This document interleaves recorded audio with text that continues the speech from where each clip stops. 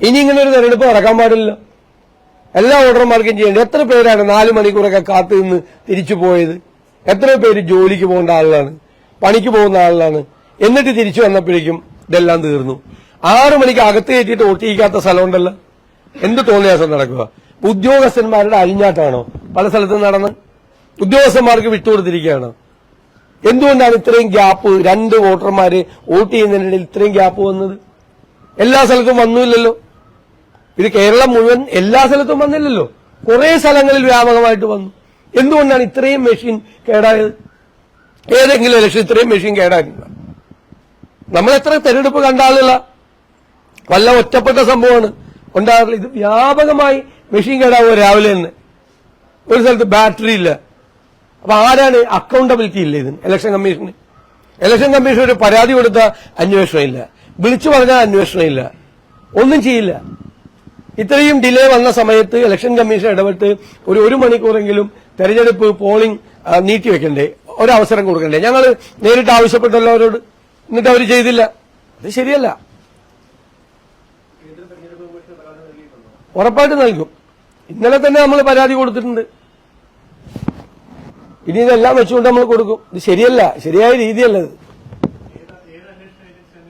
അല്ല, അത് അവർ തീരുമാനിക്കട്ടെ. ഇലക്ഷൻ കമ്മീഷൻ ഒരു കോൺസ്റ്റിറ്റ്യൂഷനായിട്ട് ബന്ധപ്പെട്ട ഒരു ബോഡിയല്ലേ, കോൺസ്റ്റിറ്റ്യൂഷണൽ ബോഡിയല്ലേ.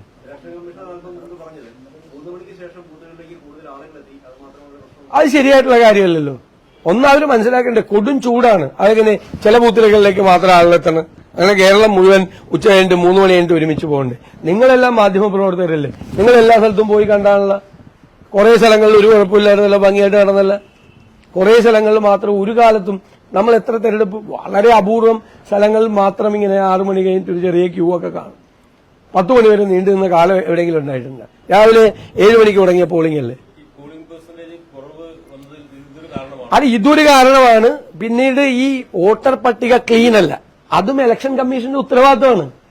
ഡബിൾ വോട്ടിംഗ് വരുന്നത്, ഈ മരിച്ചവരുടെ പേര് നീക്കം ചെയ്യാതിരിക്കുന്നത് വളരെ മോശമായിട്ടാണ് ഈ വോട്ടർ പട്ടിക തയ്യാറാക്കിയിരിക്കുന്നത്. ഇലക്ഷൻ കമ്മീഷൻ ദയനീയമായ പരാജയമായി കേരളത്തിൽ.